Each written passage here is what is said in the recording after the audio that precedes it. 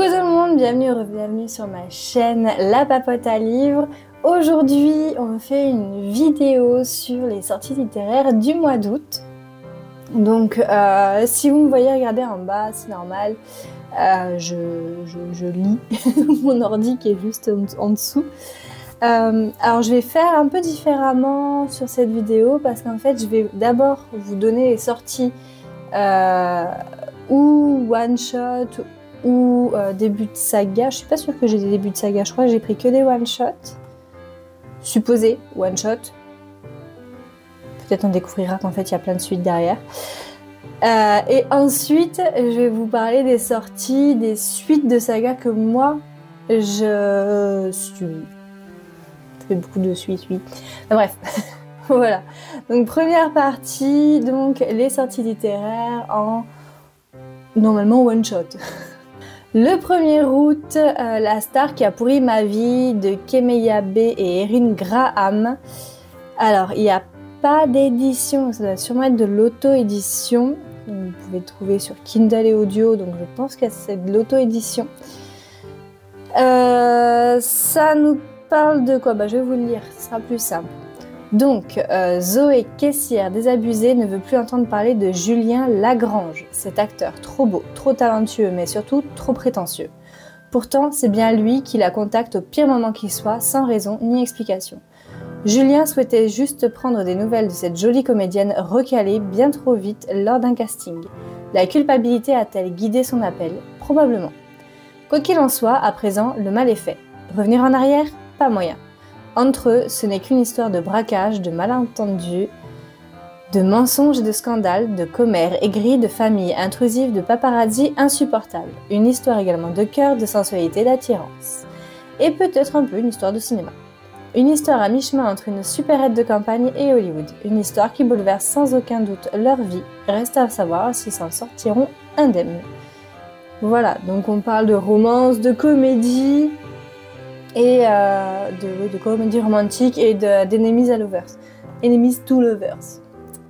Le 6 août sortira Surfer sur la glace de Amelina Even chez Butterfly Edition. Donc on nous parle d'une romance de surf et de patinage. Donc en fait on va suivre Kali qui était une jeune patineuse prodige. Et en fait, du jour au lendemain, elle décide de tout quitter, d'abandonner les compétitions et tout, de faire un road trip, de retourner en Californie où elle est née, de ce que j'ai compris. Oui, c'est ça, où elle est née. Et en fait, elle rencontre, alors comment il s'appelle? Logan, un surfeur qui, pour le moment, enchaîne les conquêtes parce qu'il n'a pas trouvé la bonne. Donc voilà, donc... apparemment, il va y avoir des épreuves, des machins, des trucs... Bon, apparemment sur l'image, ils ont l'air quand même très collés serrés. Donc je me dis que ça va bien se terminer. Le 14 août sortira Ce que Rebecca ne disait pas de Claire Destrio chez Deboré. Donc en trope, j'ai juste, c'était juste marqué littérature française. Moi, je vais vous lire le résumé. Donc ils étaient 5 amis qui le temps d'un été se sont liés à jamais. Adolescents, ils ont tout partagé, des premières libertés aux amitiés sincères, aux amours contrariés.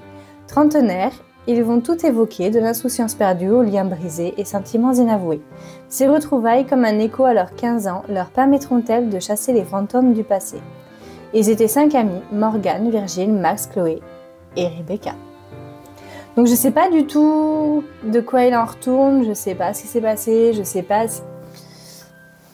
Quelle est l'idée derrière? Franchement, je n'en ai aucune idée. Mais j'aime bien, du coup, moi, quand je sais pas, pour le découvrir. C'est sympa. Le 20 août sortira Écrit notre histoire de Tilly Cole chez Hachette Roman. Donc, pour info, si vous connaissez pas Tilly Cole, c'est elle qui a écrit 1000 baisers pour un garçon et 1000 morceaux de cœur brisé. Donc 1000 baisers pour un garçon, je l'ai lu. J'ai chialax du début à la fin. 1000 morceaux de cœur brisé, je ne l'ai pas encore lu. Parce que vu l'état dans lequel j'ai été pour le premier, je me dis... Voilà. Et je voulais le résumé de celui-ci. Je pense qu'il y a moyen aussi d'être dans un mood Chialaxland en fait. Alors, depuis toujours, June Scott rêve de devenir romancière, d'écrire une grande histoire d'amour qui ferait battre les cœurs de ses lecteurs. Mais à 17 ans, June ne sait pas ce que c'est que d'être amoureuse, ou d'être aimée. Et lorsque sa santé se dégrade encore, elle comprend qu'elle pourrait ne plus avoir le temps de le découvrir, jusqu'à ce qu'elle rencontre Jesse Taylor, qui vit chaque jour comme s'il pouvait être le dernier. Ensemble, leur monde brisé s'illumine. Un amour pur et doux naît entre eux, un amour qui donne à June la force de mettre en mots leur belle histoire. Alors, ça fait un peu penser à 1000 baisers pour un garçon. Parce que clairement, le côté l'héroïne qui est malade, sauf que dans 1000 baisers pour un garçon, avec son love interest, ils se connaissent depuis qu'ils sont gosses. Là, en fait, elle apprend à connaître alors qu'ils sont déjà en fin d'adolescence. Je suis mitigée. Est-ce que j'ai encore envie d'aller vers un truc où ça va être Chialaxland ou est-ce que Tilly a pitié de nos âmes et de nos yeux bouffis pour créer une fin heureuse? Je sais pas. On découvrira ensemble, écoutez. Le 20 août également sortira La Saison de la Vertu de L.M. Nathan chez Albin Michel. Donc Anthrope, on nous parle de féminisme, dystopie, régence, young adulte et des balles. En gros, si j'ai bien compris, il me semble que c'est celui-là ou c'est pas celui-là. Je crois que c'était celui-là où c'était un mix entre Bridgerton et je sais plus quel livre. Bon, et je vous le lis. Catastrophe climatique, guerre, famine. Le monde est proche de la destruction. Les gouvernements n'ont plus le choix. Ils doivent tout réguler, tout contrôler. Les mariages, les naissances, la population. La saison de la vertu est là pour ça.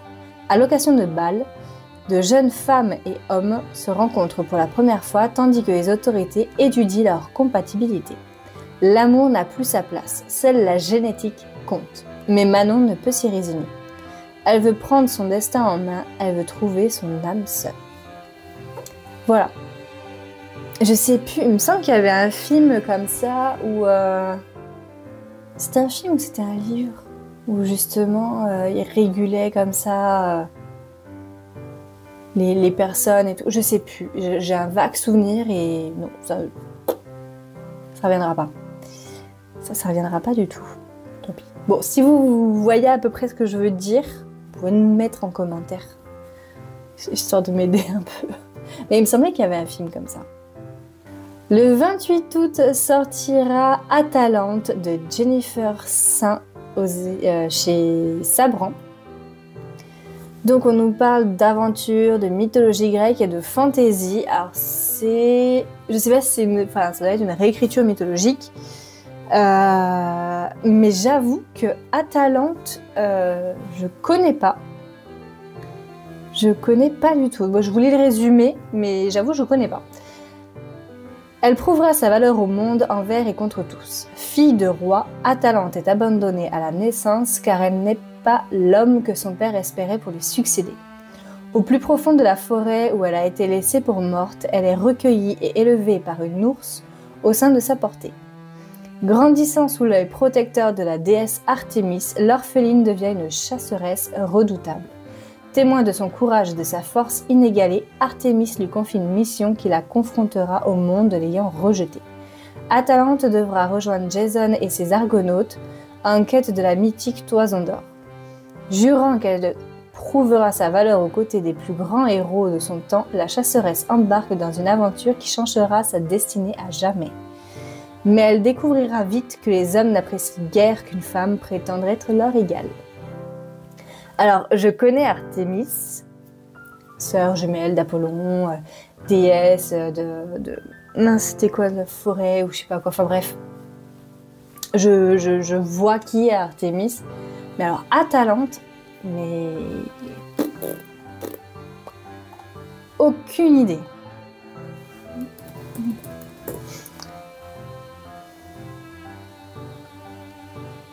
Ben si, hein. Elle existe cette madame, hein? Oui, est-ce que je suis en train de regarder sur internet? Oui, oui. Éduquée par Artémis, la chasse du sanglier de Calydon. Mais ouais, elle est un peu partout. Ok, bon. Je regarderai un peu mieux. J'aime bien replonger un peu, mais j'avoue que ce mythe-là, je ne le connaissais pas du tout. D'autant plus intéressant parce que bon, il y avait beaucoup de réécritures sur Hadès et Perséphone, ça c'était la grand truc. Méduse aussi, il y a eu beaucoup. J'ai lu Cassandre il n'y a pas longtemps. Enfin, la malédiction de l'oracle, mais c'est sur Troie, notamment sur Cassandre et Hélène de Troie. Mais j'avoue que elle connaissait pas, donc envie de découvrir. Le 28 août sortira Frappée comme une fille de Yves-Marie Clément chez Ozu.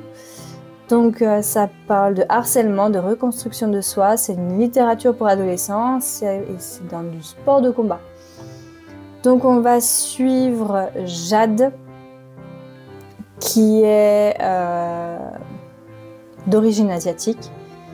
Et en fait, elle se fait harceler parce que justement, elle est d'origine asiatique, on la traite de sale, attention, Shintok, voilà.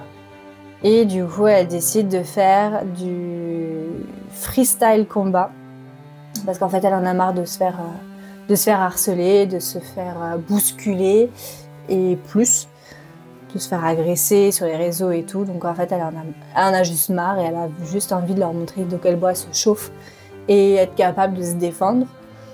Alors, c'est de la littérature pour adolescents, mais le thème, j'aime beaucoup. Et pour rappel, pour ceux qui ne le savent pas aussi, j'ai une nièce, elle est toute petite encore, hein, elle a 1 an et demi. Mais je me dis, ouais, que j'aimerais bien avoir dans ma bibliothèque des lectures qui pourraient lui parler plus tard. Et puis bon, de toute façon, moi j'ai pioché dans les lectures de ma maman quand elle était adolescente.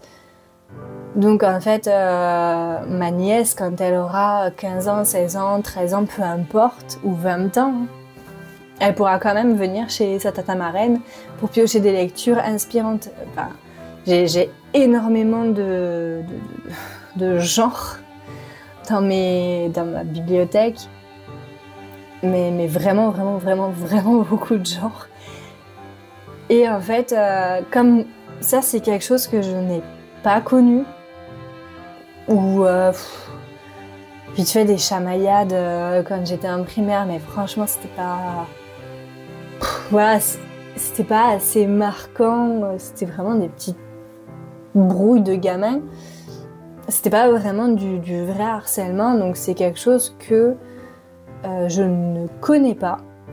Et je pense que si vous me suivez depuis un moment, vous savez que quand je connais pas, j'aime prendre des lectures avec la trope pour justement essayer de comprendre, pouvoir me mettre à la place de quelqu'un. Et encore une fois, en plus, ça peut aussi me servir dans mon travail, puisque souvent j'accompagne aussi des personnes qui me disent qu'elles ont été harcelées moralement ou physiquement au boulot pendant leurs études et tout. Donc dans tous les cas, je sais que ça me servira en fait. Voilà, petit aparté de pourquoi ce livre. Et le dernier de la séquence normalement one shot, le 29 août sortira Guide pratique pour boulangère magique de T. Kingfisher chez Seuil Jeunesse. Donc on nous parle de fantasy, mystère et de cozy mystery. Je vous lis le résumé, ce sera plus simple. À Pont-au-Lac, il y a des sorciers puissants capables de commander la foudre et le temps, et puis il y a les autres, comme Mona par exemple. Elle peut parler à la pâte à pain, animer du levain ou faire danser des petits gâteaux. Dans la boulangerie où elle est apprentie, sa magie fait des merveilles. Quand Mona se retrouve soupçonnée d'un affreux crime qu'elle n'a pas commis, puis pourchassée par le véritable assassin, elle n'a plus le choix. Elle va devoir utiliser ses pouvoirs pour faire autre chose que des tartelettes. Alors ça, j'adore. J'adore. Ça fait un peu un mix entre Anna Swensen et j'allais dire Harry Potter, mais non, parce qu'ils sont jeunes, mais... Enfin si, parce qu'elle est apprentie, du coup. Donc ça a un peu ces vibes-là, donc c'est hop, on mélange et hop, check, et hop, ça... Je vous dis beaucoup trop, hop. Donc non, ça a l'air vraiment... j'aime beaucoup. Voilà. Ouais, ça a l'air...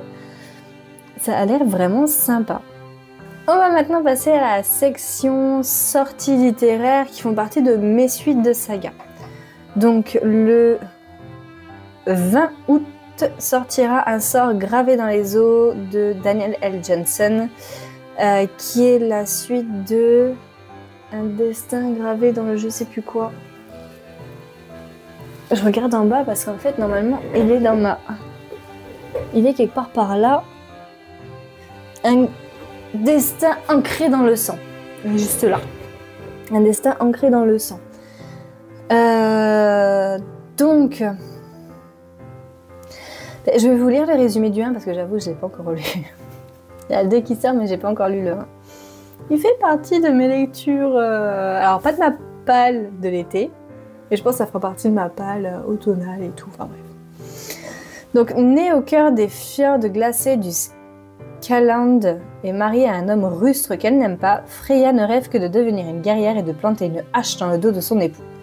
Tout change le jour où son mari la trahit et la livre au Jarl Sonri, qui la contraint à disputer un combat à mort avec son fils Bjorn.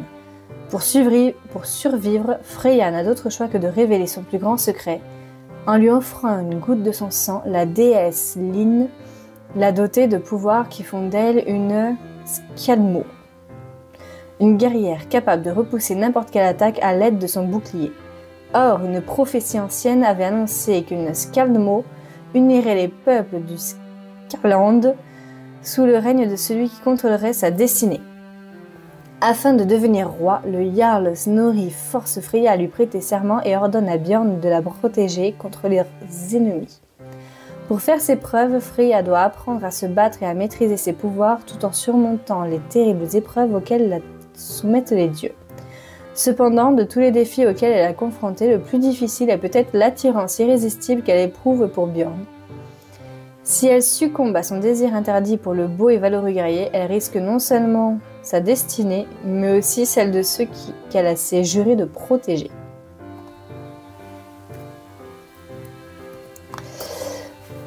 Voilà. Donc, c'est du Daniel L. Jensen. Daniel L. Jensen, je l'ai découverte sur la saga Le Pont des Tempêtes, que j'ai adoré, mais vraiment adoré. Pour ma palle de l'été, j'ai mis une autre de ces sagas qui est Dark Shore et Dark, la suite là, le tome 1 et 2. Bon, en tout cas le tome 1 pour commencer. Le tome 3 est sorti mais je l'ai pas encore pris. Ça ne saurait tarder, je pense. Mais ouais, du coup il va sortir le 20 août et j'ai hâte de le lire tout simplement. Le 20 août toujours sortira le tome 3 de Daisy. Il me semble que c'est Comment devenir la fiancée du duc, un truc comme ça. De Aline W. Elisabeth chez K-Books. Donc pour rappel, Daisy, elle était fille de comte, je crois. Sauf que son père, il a des dettes, mais à tibage. Donc Killian Dessel qui est comte aussi. Donc son père à elle, il est vicomte. Enfin bref, il y a un truc comme ça. Elle fait partie de la noblesse. Sauf que son père, il écrit les dettes. Et en fait, ces dettes, c'est une maison de jeu qui est tenue par Killian Dessel. Et dans sa première vie, Daisy, en fait, Killian, il a pitié des filles. Donc il leur laisse de la thune, sauf que le père il se barre avec la thune et il laisse ses 3 filles se débrouiller. Si l'aînée elle se barre de son côté, Daisy elle prend sa petite sœur avec elle pour pas la laisser toute seule. Voilà, elle prend ses responsabilités, j'ai envie de dire.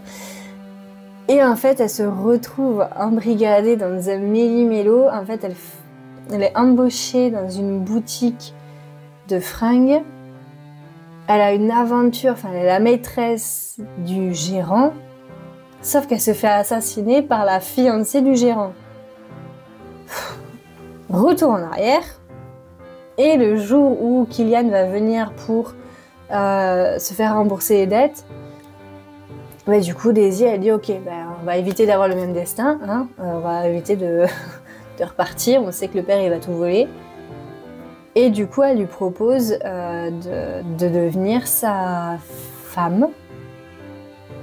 C'est ça, de se fiancer, de devenir sa femme, parce qu'en fait, il a besoin d'être marié pour obtenir le titre de duc. Donc c'est du fake dating, voilà. J'avais découvert ça sur je sais plus quelle plateforme en ligne. C'était sympa. Du coup, maintenant que ça sort en papier, du coup, je suis que en papier. Ensuite, le 21 août sortira le tome 4 de l'Impérial Destin du docteur Élise. Je vous en ai parlé il n'y a pas longtemps, donc normalement ça devrait le faire. Donc ensuite, Élise. Dans sa première vie, elle était impératrice mariée à l'empereur Linden. Sauf que c'était une très mauvaise impératrice. Linden a décidé de la faire exécuter, elle et toute sa famille. Première incarnation, elle est en Corée, à peu près notre ère. Orpheline, elle bûche comme jamais, elle devient chirurgienne de renom. Elle prend l'avion pour aller faire une chirurgie, je sais plus trop où. L'avion se crache.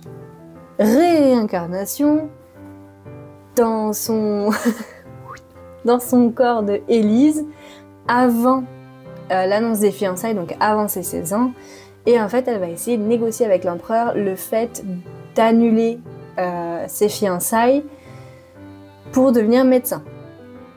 Voilà la trame de base.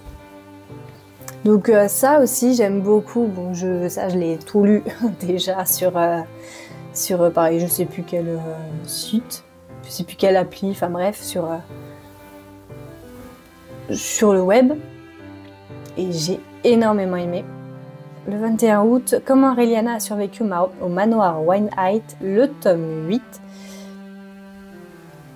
de Misha et Whale chez Kotun. Vous êtes prêts? On est reparti. On a une Coréenne qui lit un roman. Ce roman, c'est... Comment elle s'appelle déjà, la Béatrice.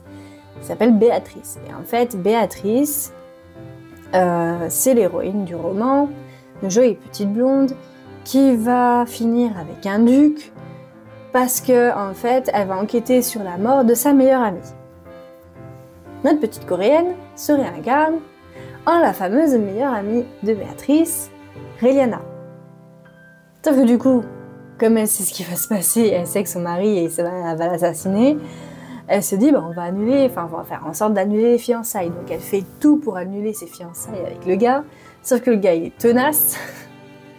Donc elle dit, le seul truc qui peut me sortir de là, c'est le duc One Night. Parce qu'en fait, c'est la seule personne qui a assez de pouvoir pour me sortir de cette situation. Et du coup, elle lui propose un deal avec un fake dating. Voilà. Vous-même, vous savez. Je crois que c'est mon trope de prédilection, les fake dating. Hein. C'est un truc de ouf. Le 28 août sortira Dévorer les ténèbres de Nikki Synchro chez Roncière. Alors, pour rappel, c'est une réécriture dark romance, très dark romance de l'histoire de Peter Pan. Donc en fait, cette saga, c'est une saga compagnon à la première. La première, c'était sur Peter Pan, les garçons perdus. The truc King, attendez. J'ai mon ordi, je vais trouver.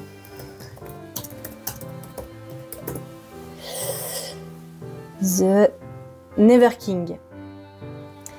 Donc la saga The Never King, et en fait, pour mon plus grand bonheur, elle a fait une sorte de saga compagnon avec des persos de la première saga,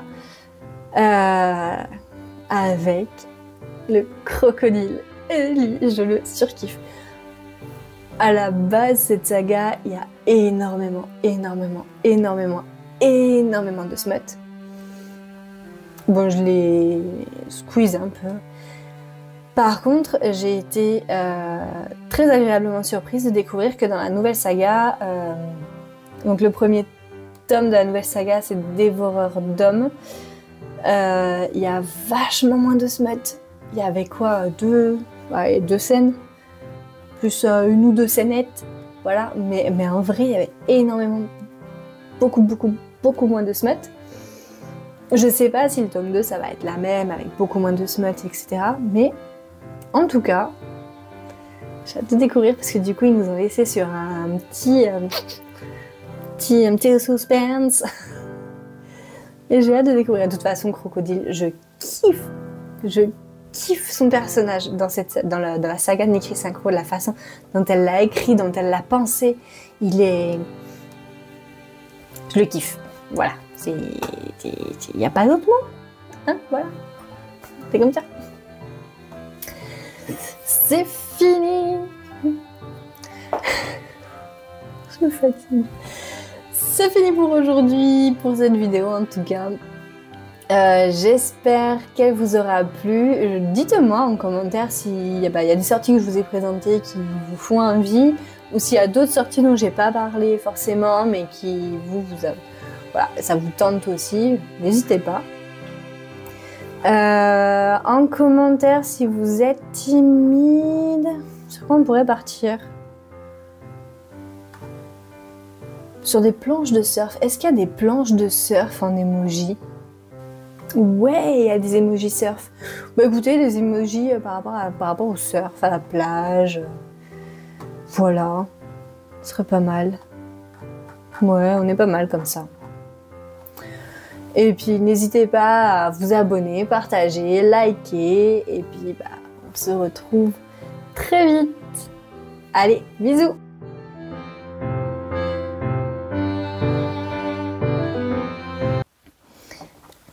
Hop, minute hydratation.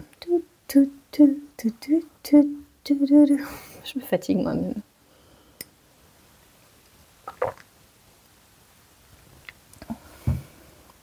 Et là, dites-vous que vous avez la version coupée, avec tous les moments un peu à la One Again, tout coupé. Mais mon chéri, qui monte, il a la version longue, avec toutes les bêtises que je peux dire. Petite pensée pour mon chéri, avec ses micros. D'ailleurs, il est allumé, lui.